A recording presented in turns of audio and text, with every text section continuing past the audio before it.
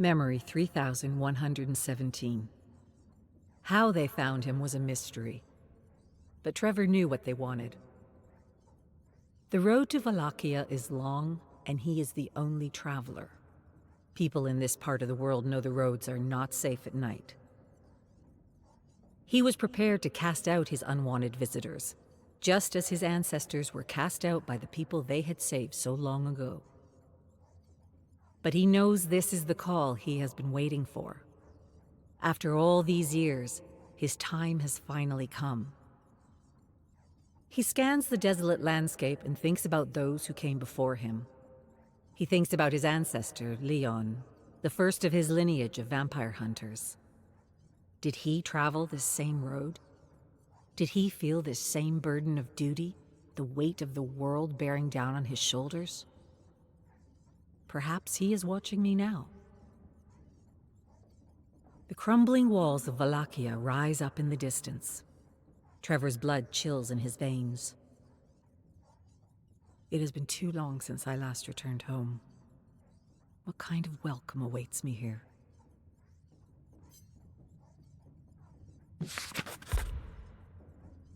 Memory 3101.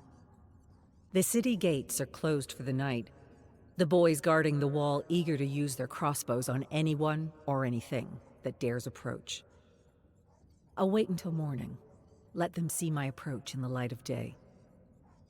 He sets up a fireless camp in the neighboring forest and listens to the screeching of bats as they fly between the treetops. The sound is surprisingly soothing, and his eyes flutter shut in mere minutes. A gust of wind disturbs the peace of sleep, and Trevor awakes to see someone atop him. One hand planted on the ground, another on his person, a sneering face close to his. A bandit? A murderer? Trevor rises in a flash, thrusting the menace to the ground. Even beneath the red moon, he can scarcely discern any features from the bandit.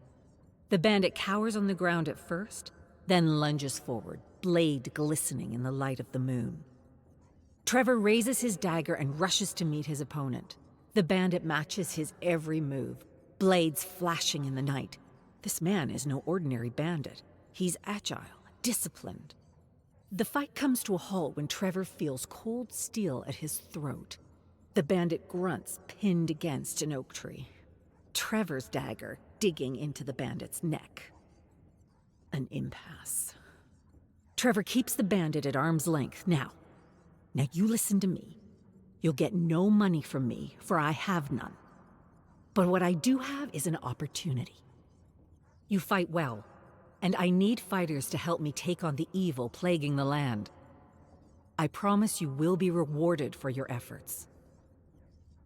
The bandit snarls, lunges, knocks Trevor to the ground. The sounds of angry bats fills his ears. Trevor recovers himself, his eyes regaining focus. Where did he go? Why did he run?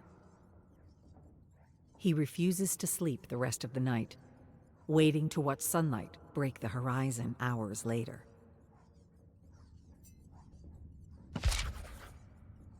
Memory 3043. It was barely a shove, but Trevor tightens his fist. Do not retaliate. The man is drunk. If you hurt him, you will just prove him right. The drunkard's voice is like the bray of a donkey, loud enough and harsh enough to get the attention of passers-by. I see it in your eyes. You wish to kill me, Belmont. Go ahead and try. We all know who it is you really serve. A pair of men try to pull the drunkard away, but he refuses to let up. Unhand me, will you? His power is unnatural. I'm on the city watch. If I don't drive out monsters like him, then who will? The drunkard breaks free of his friends and knocks Trevor against the tavern wall. Leave now, Belmont, before I drive my knife through you. Arguments rise all around. Some align themselves with the drunkard, gathering to curse Trevor. Others come to his defense. Remember what the Belmonts have done for us all. Don't be foolish. There's evil in his blood. You insult your ancestors with your hatred. Only one person in the crowd is brave enough to get close to Trevor, to lead him away from the fray and into the tavern. The villagers are too consumed by their passions to notice him walk away. Memory 3048. The pale stranger sets a pair of frothing mugs in front of Trevor and takes a seat next to him at the bar. Trevor stares at the drink placed in front of him, watching the bubbles pop on the amber surface. The stranger gives a knowing smile. "We can trade glasses, if you'd like."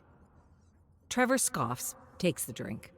In a town filled with people who curse the name of Belmont, this man was the only one to extend him any courtesy. The drink tastes as it should, no trace of poison as he runs the first sip over his tongue. The pale stranger ignores his own drink, leans in. "So you really think you can kill Dracula?" The question is so blunt, Trevor nearly chokes on his drink. "I am a Belmont. I don't think I can. I know I can." They talk for most of the night. The stranger speaks as if they've known each other their whole lives. Again and again, he returns to the same topic. The Dark Lord is the embodiment of pure evil. Many have tried to defeat him, and all of them have failed. I've relished the thought of taking arms against him myself, but I know how it would end. What makes you any different? Trevor studies this man sitting next to him. The people of Wallachia fear Dracula because they have so much to live for. But I'm different. The singular purpose of my life is right there. He points to the tavern window, to the dark spires looming over the city walls. Out there, at the top of that cursed place, is where my destiny lies. The stranger lets out a bitter chuckle. Trevor takes a full mug from the barkeeper.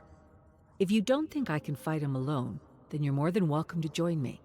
I'll never say no to a helping hand." But the stranger is gone. Outside the bar, another day begins. The beginning of the end. Memory 3092. The castle loomed large on the horizon. But as Trevor passed through the outer gates, the abomination was all-encompassing. A massive growth devouring the earth. A vast cemetery surrounds the castle like a great moat of death. Trevor reads the names on the tombstones as he walks by on unsteady feet. He has traveled on foot so far, and his body demands a rest. He sits before a stone monument and wraps himself in his cape. The sky churns. A storm is on its way. He knows what awaits him inside the castle. He knows he can triumph over evil. He knows he will suffer to do so. This is my destiny. I only hope my children, and their children after them, will never have to face such evil. The sky explodes in a flash of lightning. The sensation seems to awaken something deeper within the cemetery. Footsteps. Servants of Dracula prepared for battle. Perhaps he always knew I was coming. Perhaps he is waiting for me. No sense in making him wait any longer. Memory 3104. Sifa suggests they set up camp in the Great Hall. The castle has been quiet here, and if the legends are true, they will face their greatest threat soon. Trevor agrees, and he and Grant gather enough food for a filling meal. They talk by candlelight, sharing tales of their exploits, revisiting painful memories of defeat. Trevor asks what Sifa meant when she said they would face their greatest threat soon. We are far from Dracula's throne room. Sifa shakes her head, her eyes as cold as the grave. I was referring to his son, the one they call Alucard. Grant nods. I have heard of him as well. The fruit of an unholy union between human and vampire. Stronger than any man. I heard tell that he would roam the land in disguise. Not sure why. Maybe he wanted a taste of real humanity.